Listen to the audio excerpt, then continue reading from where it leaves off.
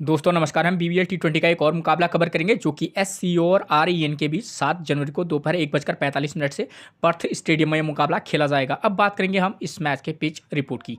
दोस्तों मैं इस वीडियो में मैं आपको पिच रिपोर्ट, दो प्रकार के वेन्यू रिकॉर्ड, एक ओवरऑल रिकॉर्ड, एक करंट का रिकॉर्ड, ताकि आपको समझ में आ जाए कि भाई इस ग्राउंड पर किस प्रकार के का रिकॉर्ड है और आपको किस प्रकार से टीम बनाकर चलनी है। ठीक है। उसके बाद जो ये 5 मुकाबले खेले गए, इनमें कितने विकेट गिरे हैं, ठीक, पेसर ने कितने विकेट लिए हैं फर्स्ट इनिंग में और स्पिनर ने कितने विकेट लिए हैं, इस बात की आपको जानकारी दी जाएगी। उसके बाद बात करेंगे हम स्कोरिंग पैटर्न की। उसके बाद बात करेंगे वेन्यू मैसेज की। वेन्यू मैसेज से आपको समझ में आ जाना है कि इस ग्राउंड पर हाई स्कोरिंग मुकाबले होते हैं, लो स्कोरिंग मुकाबले होते हैं। ठीक है। बैटिंग फर्स्ट करने वाली टीम के जीतने के चांसेस ज़्यादा होते हैं या बैटिंग सेकंड वाले के जीतने के चांसेस ज़्यादा रहते हैं। और उसके बाद लास्ट में बात करेंगे हम प्लेइंग 11 की। ठीक है। उससे आपको सारा प्लेयर का डेटा मिल जाएगा वहाँ पर। अब सबसे पहले बात करेंगे हम पिच रिपोर्ट की। पिच रिपोर्ट की बात करें दोस्तों, तो यहाँ की जो विकेट है एक बैलेंसिंग विकेट है, यानी कि बल्लेबाज और गेंदबाज को पिच से मदद रहती है। अगर मैं बात करूँ यहाँ पर स्कोरिंग की, तो इस ग्राउंड पर हाई स्कोरिंग और लो स्कोरिंग दोनों प्रकार के मुकाबले यहाँ पर आपको देखने को मिल सकते हैं, लेकिन अधिकतर जो मुकाबले होते हैं वो हाई स्कोरिंग मुकाबले यहाँ रहते हैं। ठीक है। अगर बात करें बल्लेबाजी सेक्शन की, तो यहाँ पर बल्लेबाजों के लिए अच्छी कंडीशन रहती है। बल्लेबाजों के लिए जो है कंडीशन, चाहे फर्स्ट इनिंग हो या सेकंड इनिंग हो, बल्लेबाजी के लिए अच्छी कंडीशन रहती है। ठीक। यहाँ पर आप टॉप ऑर्डर और मिडिल ऑर्डर दोनों प्रकार के बल्लेबाजों पर फोकस करके चल सकते हैं, उन प्लेयर की फॉर्म के बेस पर। ठीक। अगर बात करें हम गेंदबाजी की सेक्शन की, तो यहाँ पर गेंदबाजों के लिए स्पिनर और पेसर दोनों को पिच से मदद रहती है। स्पिनर भी विकेट लेते हैं तो पेसर भी, तो आप दोनों का कॉम्बिनेशन बनाकर भी टीम में प्लेयर उनका सिलेक्शन करके चल सकते हैं। ठीक। एक टिप्स जो मैं आपको हमेशा देता हूं, अगर आपको समय पर पिच रिपोर्ट नहीं मिल पाती है तो कप्तान टॉस जीतने के बाद क्या कर रहा है, पहले बैटिंग कर रहा है या बॉलिंग कर रहा है, आप उसके डिसीजन को अपना आधार बनाकर भी टीम में प्लेयर का सिलेक्शन कर सकते हैं। ठीक। उसके बाद बात करेंगे हम वेन्यू रिकॉर्ड की। तो वेन्यू रिकॉर्ड की बात करें तो अब तक इस ग्राउंड पर टोटल 39 बीबीएल टी20 के मुकाबले खेले गए हैं, जहां बैटिंग फर्स्ट करने वाली टीम 20 बार, तो वहीं बैटिंग सेकंड करने वाली टीम 19 बार यहां अपने मुकाबले जीती है। एवरेज स्कोर कितना रहा है, 166 रन का। इस रिकॉर्ड को देखने से क्लियर है कि कोई भी टीम यहाँ मुकाबला जीत सकती है, क्योंकि बैटिंग फर्स्ट करने वाली टीम 20 बार, तो बैटिंग सेकंड करने वाली टीम 19 बार मुकाबला जीती है। और 166 एवरेज स्कोर है, यानी कि बल्लेबाजी के लिए अच्छी कंडीशन रहती हैं, कम से कम ओवरऑल रिकॉर्ड के बेस पर। ठीक। अगर हम बात करें यहाँ पर करंट के रिकॉर्ड की, तो यहाँ पर देखिए जो बीबीएल टी20 के लास्ट के जो यहाँ 5 मुकाबले खेले गए हैं, उनकी बात करें तो लास्ट के 5 मुकाबलों में बैटिंग फर्स्ट करने वाली टीम 2 बार, तो वहीं बैटिंग सेकंड करने वाली टीम 3 बार यहाँ अपने मुकाबले जीती है। ठीक है। ये रिकॉर्ड भी यही कहता है कि जो टीम अच्छा खेलेगी वो मुकाबला जीत सकती है। एवरेज स्कोर कितना है, 165 रन का, तो यानी कि बल्लेबाजी के लिए अच्छी कंडीशन रहती है। पर मैं क्लियर कर चुका हूँ कि यहाँ पर अधिकतर मुकाबले जरूर हाई स्कोरिंग रहते हैं, लेकिन हाँ कुछ कुछ मुकाबले यहाँ 150 के अराउंड वाले या के स्कोर वाले मुकाबले भी यहाँ पर जरूर होते हैं। ठीक है। कौन सी टीम मैं आपको ये भी बताता हूँ कि बैटिंग फर्स्ट और बैटिंग सेकंड जो टीम अच्छा खेलेगी वो मुकाबला जीत सकती है। ठीक है ना, क्योंकि कौन सी टीम मुकाबला जीतेगी उसमें कई चीज़ें हमको ध्यान में देनी होती है कि भाई किन किन टीमों के बीच मुकाबला खेला जा रहा है, उनके प्लेयर किस फॉर्म में है, इस ग्राउंड पर किस प्रकार के मुकाबले होते हैं, बॉलर्स को पिच से कैसी मदद है, यहाँ पर दोनों टीमों के जो बॉलर्स या बैट्समैन हैं, ठीक है, तो उनकी फॉर्म क्या चल रही है, क्या वो यहाँ पर स्कोर कर सकते हैं। और कुछ अननोन प्लेयर भी होते हैं। ठीक है ना, तो उन प्लेयरों को जो एज अ रिस्की प्लेयर हम टीम में पिक करके चल सकते हैं। ठीक है। उन प्लेयरों की को भी आपको पिक करना होता है। ठीक है। देखिए दोस्तों, जो लास्ट के जो 5 मुकाबले हैं, इन 5 मुकाबलों में टोटल कितने विकेट गिरे हैं, 67 विकेट गिरे हैं। ठीक है ना, लास्ट के 5 मुकाबले जो यहाँ पर खेले गए उनमें 67 विकेट गिरे हैं, जहाँ फर्स्ट इनिंग में 30 विकेट, तो वहीं सेकंड इनिंग में 37 विकेट गिरे हैं। ठीक है। जहाँ फर्स्ट इनिंग में पेसर ने लिए हैं 17 विकेट, तो वहीं स्पिनर ने 11 विकेट लिए हैं। बात करें सेकेंड इनिंग की, तो देखिए यहाँ पर सेकेंड इनिंग में पेसर ने लिए हैं 25 विकेट और स्पिनर ने 10 विकेट लिए हैं। ठीक है। अगर हम इस रिकॉर्ड को देखें तो कहीं ना कहीं पेसर और स्पिनर दोनों को पिच से मदद रहती है। ठीक है।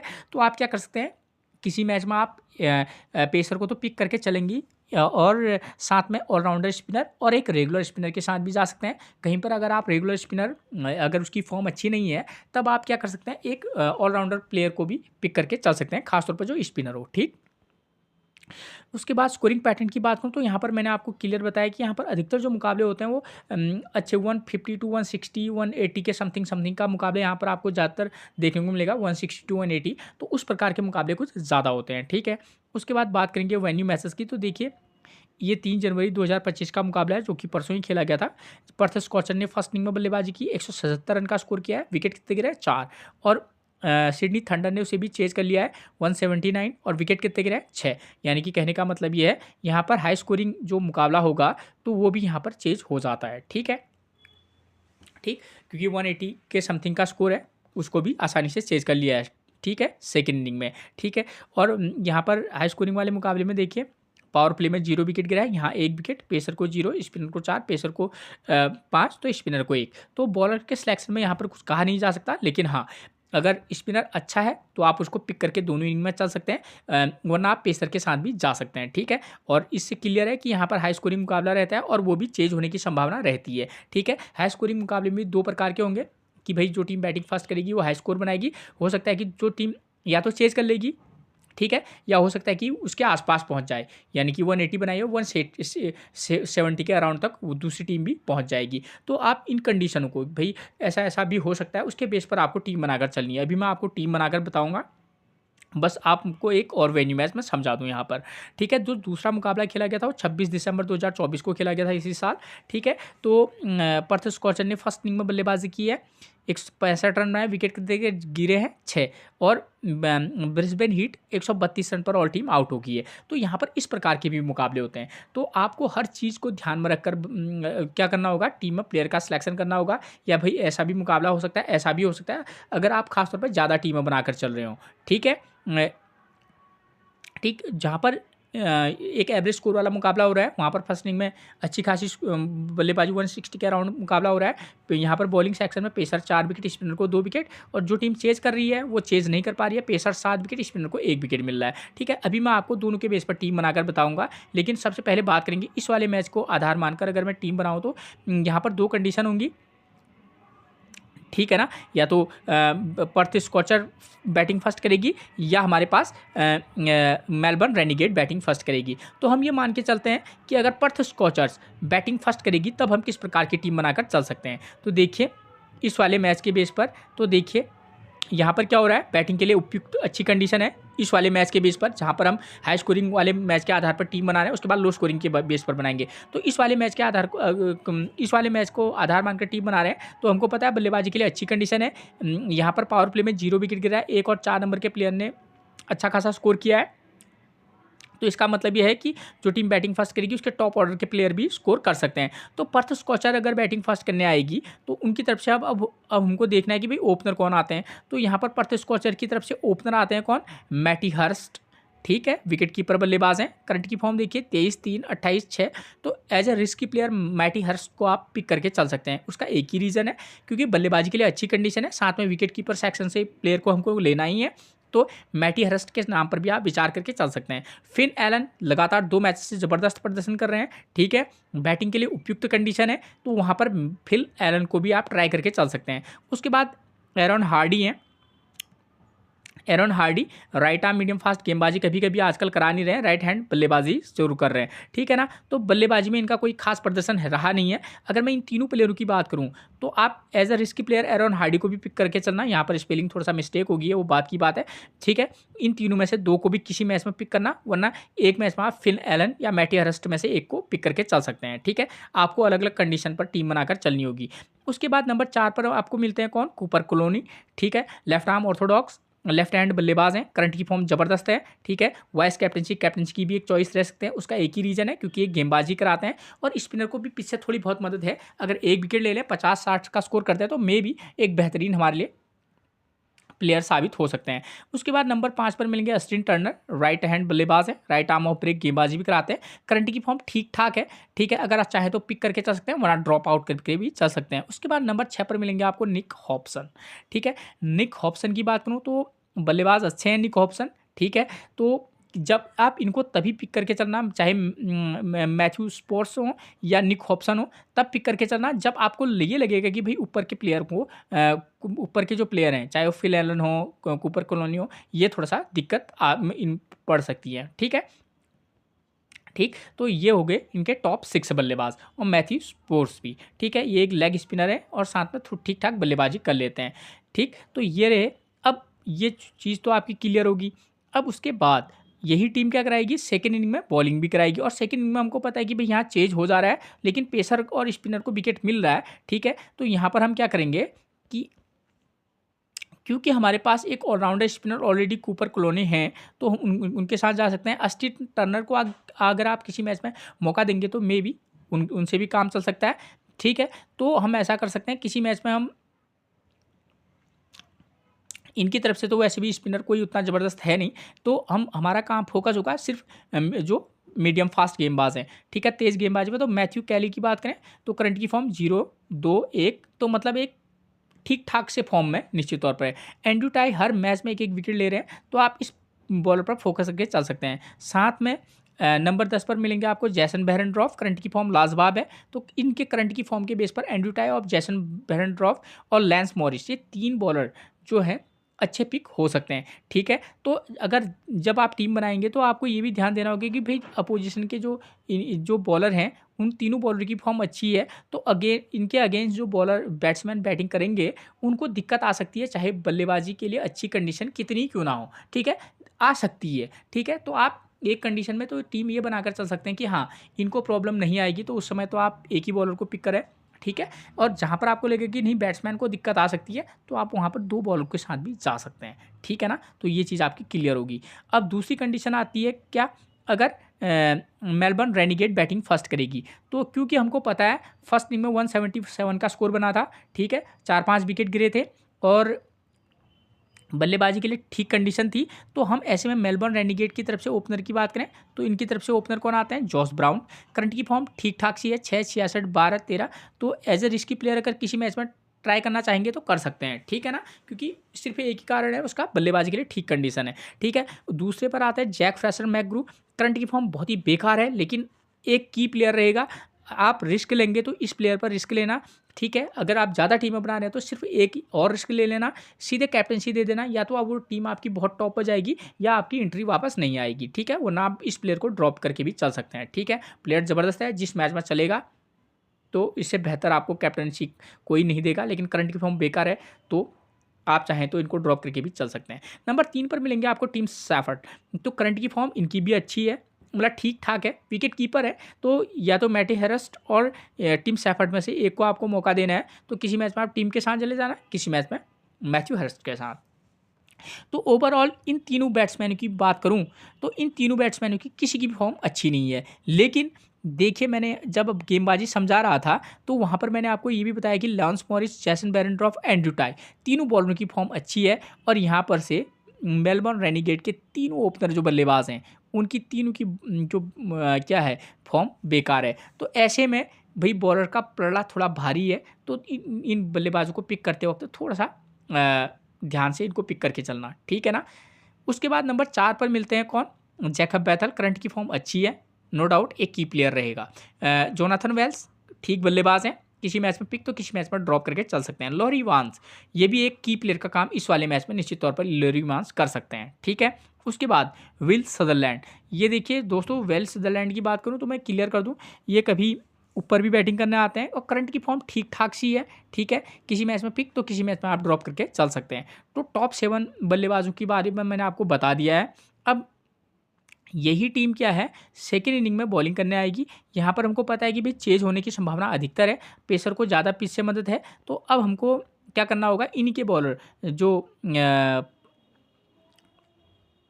मेलबर्न रेनिगेट के जो बॉलर हैं अब उन पर फोकस करेंगे। तो एक तो आपको मिल जाएंगे यहाँ पर will Sutherland right arm medium fast, साथ में ठीक ठाक बल्लेबाजी कर लेते हैं, ठीक है। जब ऊपर के बल्लेबाज जैसे इनके यहाँ पर जॉस ब्राउन, जैक फ्रेशर मैकग्रू और टीम सैफर्ड, इन तीनों की फॉर्म उतनी अच्छी नहीं है। जब आपको लगे कि भैया जल्दी निपट सकते हैं तो नो डाउट आप जैकब बैथल, लॉरी वांस और विल सदरलैंड को भी टीम में पिक करके चल सकते हैं। अब नंबर 8 पर हमको इनकी गेंदबाजों पर फोकस करना है। तो Xavier Crone right arm fast, current की फॉर्म बेकार चल रही है, ठीक। ऐसे ही बॉलर आपको किसी मैच में ट्राई करना बस। टॉम रोजर्स, करंट की फॉर्म ज़बरदस्त है, आप पिक करके चल सकते हैं एक आध मैचेस में। गुरिंदर संधू, ठीक है, ये बॉलर ज़बरदस्त है, 3 विकेट 1 विकेट 0, तो करंट की फॉर्म लाजवाब है।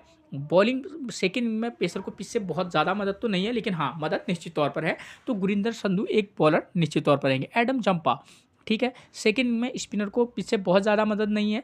पिछले मैच में 0 विकेट, उससे पहले 2-1 लगभग एक या 2 विकेट लेने की संभावना एडम जंपा के साथ बनी रहती है, ठीक है। तो किसी में पिक तो किसी में ड्रॉप करके चल सकते हैं एडम जंपा को। ये तो मैंने आपको क्लियर कर दिया कि भाई दोनों साइड से क्या क्या सिचुएशन रह सकती हैं, ठीक हो गया।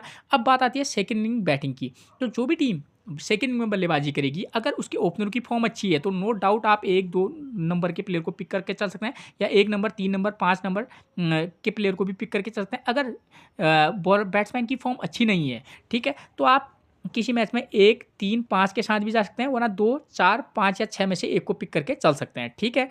ये चीज़ आप ध्यानपूर्वक नोट कीजिएगा। ये चीज़ें क्या रहेंगी, आप सेकंड इनिंग में जब टीम बनाएंगे तो आपको प्लेइंग 11 से पता चल जाएगा, जो मैं आपको अभी थोड़ी देर के बाद बताऊंगा भी। अब तो ये चीज़ क्लियर होगी। अब आती है बॉलिंग की बात। तो जो टीम बॉलिंग फर्स्ट करेगी, एक पेसर और एक स्पिनर के साथ जाना। सेकंड में आप एक पेसर और एक ऑलराउंडर स्पिनर के साथ निश्चित तौर पर पिक करके चलना, क्योंकि मैच किस प्रकार का हो सकता है, जरूरी थोड़ी है कि यहाँ पर पेसर को 0 विकेट मिला है तो आज भी नहीं मिलेगा। तो एक संभावना को तलाशते हुए आपको निकलना होगा कि हाँ, मैं ये कॉम्बिनेशन ट्राई कर सकता हूँ, क्योंकि मैं टीम इस प्रकार से सेट कर रहा हूँ, ठीक है। इस को देखकर मुझे ऐसा लगता है कि भाई इस प्रकार का भी मुकाबला हो सकता है इन दोनों टीमों की प्लेयरों के फॉर्म के बेस पर, ठीक हो गया। ये चीज़ आपकी क्लियर होगी। अब दूसरा जो मुकाबला आ गया वो आ गया ये वाला। यहाँ पर क्या हो रहा है कि यहाँ पर जो टीम बैटिंग फर्स्ट करी है वो 160 के अराउंड, 170 के अराउंड स्कोर कर रही है, और सेकंड इनिंग में टीम चेज नहीं कर पा रही है, और मुकाबला ऐसा भी हो सकता है। तो इस प्रकार के मुकाबले अगर आपको अगर ध्यान में रखकर आप टीम सेट करेंगे, तो हम क्या करेंगे, जो भी टीम बैटिंग फर्स्ट करेगी हम उसके बैट्समैन पर फोकस करके चल सकते हैं, 2 नंबर, 4 नंबर, 5 या 6 नंबर के प्लेयर पर, ठीक है। जो टीम सेकंड में बल्लेबाजी करेगी, ठीक है, तो उसके हम क्या कर सकते हैं, अगर बल्लेबाज अच्छी फॉर्म में है तो नो डाउट आप 1-2 में से टॉप 2 में से एक को, उसके बाद 3 और 4 में से एक को, 5, 6 में से एक को भी पिक करके चल सकते हैं, ठीक है। यानी कि 1 नंबर, 3 नंबर, 5 या 6 में से एक को भी पिक करके चल सकते हैं, ठीक। बल्लेबाजी फॉर्म अच्छी है। अगर बल्लेबाज की फॉर्म अच्छी नहीं है, जैसे मेलबर्न रेनिगेट के जो बल्लेबाज हैं वो टॉप के 3 बल्लेबाजों की फॉर्म अच्छी नहीं है, लेकिन बल्लेबाज बहुत ही ज़बरदस्त हैं, ठीक है ना। तो ऐसे में आप 2 प्लेयरों को ड्रॉप करके चल सकते हैं उसमें से, ठीक है ना। तो ऐसे में आप क्या कर सकते हैं, सीधे 3 नंबर, 5 नंबर के प्लेयर को भी पिक करके चल सकते हैं, ठीक है। क्योंकि मैंने बताया कि पर्थ स्कॉचर्स के जो बॉलर हैं, लांस मॉरिस हो, एंड्रू टाई हो, जैसन बेरेंड्रॉफ हो, वो तीनों की फॉर्म अच्छी है। तो वहाँ पर सेकेंड इनिंग में जो है मेलबर्न रेनिगेट को दिक्कत आ सकती है, जब आप इस प्रकार से टीम सेट करके चल रहे हो, ठीक है। और यहाँ पर पावर प्ले में देखिए आप 3 विकेट गिर रहे हैं, पावर प्ले में 3 विकेट गिर रहे हैं ना। तो इन चीज़ों को भी आपको ध्यान में रखकर चलना होगा। अब इसके बेस पर बॉलिंग सेक्शन की बात करें, जो टीम बॉलिंग फर्स्ट कराएगी, 2 पेसर प्लस 1 ऑलराउंडर स्पिनर या रेगुलर स्पिनर के साथ भी जा सकते हैं, या क्या कर सकते हैं, 1 रेगुलर पेसर, 1 रेगुलर स्पिनर और 1 ऑलराउंडर पेसर के साथ जा सकते हैं। जो टीम सेकंड इनिंग में बॉलिंग कराएगी, 2 regular pacer plus 1 allrounder spinner के साथ भी आप ट्राई करके चल सकते हैं, ठीक है। उसके बाद अब बॉलर को ऊपर और नीचे करके भी चल सकते हैं, ठीक है ना। तो इस प्रकार से अब बात आती है कैप्टनसी और वाइस कैप्टनसी की। जहाँ पर हाई स्कोरिंग वाला मुकाबला है, वहाँ पर तो नो डाउट आप बैट्समैन को ही मौका देकर चलेंगे, चाहे फर्स्ट इनिंग से दें, सेकंड इनिंग से दें, वाइस कैप्टनसी। अगर इस प्रकार के वाले मुकाबले में क्या है, आपके पास बॉलर चाहे फर्स्ट इनिंग हो या सेकंड इनिंग हो, अब बॉलर भी आपके लिए वाइस कैप्टनसी की एक चॉइस रह सकते हैं, ठीक। या ऑलराउंडर प्लेयर को भी आप ट्राई करके चल सकते हैं, अगर वो पेसर हो तो ज़्यादा बेटर रहेगा, ठीक है ना। तो इस तरीके का कॉम्बो पैक बनाकर चल सकते हैं, ठीक। उसके बाद बात करेंगे प्लेइंग 11 की। तो यहाँ पर क्या हो जाता है, उससे पहले अगर आपने मेरे चैनल को सब्सक्राइब नहीं किया तो प्लीज़ चैनल को सब्सक्राइब, अपने व्हाट्सअप ग्रुप पर शेयर जरूर कर दीजिएगा दोस्तों, ठीक है।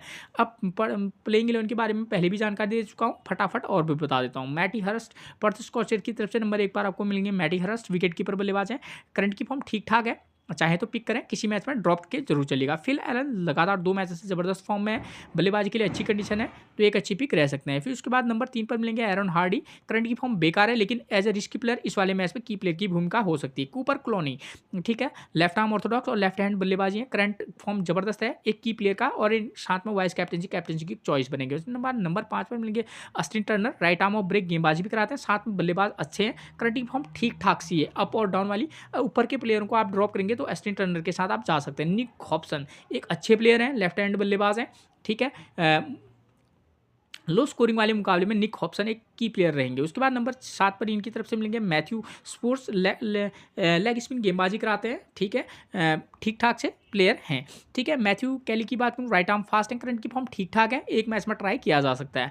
उसके बाद नंबर 9 पर मिलेंगे एंड्रू टाई, करंट की फॉर्म ठीक है, कंडीशन के बेस पर आप एंड्रू टाई, जैसन बेरेंड्रॉफ और लैंस मॉरिस, इन तीनों की प्लेयरों की फॉर्म की बात करूँ तो इन तीनों की जो फॉर्म है वो अच्छी है। आप अब ध्यान ये देना है कि भाई आप किस सिचुएशन के आधार पर टीम सेट करके चल रहे हैं, वरना आप इन दोनों बॉलर्स के साथ जा सकते हैं, ठीक है ना, कंडीशन के बेस पर। और ये वाइस कैप्टनसी की भी एक चॉइस रह सकते हैं, जो मैंने आपको दूसरा वाला मुकाबला समझाया था उसके बेस पर। उसके बाद बात करेंगे मेलबर्न रेनिगेट के प्लेइंग 11 की। तो नंबर 1 पर मिलेंगे जॉस ब्राउन, नंबर 2 पर मिलेंगे जैक फ्रेशर मैकग्रू, और नंबर 3 पर आपको मिलेंगे टीम सैफर्ट, जैक फ्रेशर और जॉस ब्राउन, तीनों की फॉर्म बेकार है।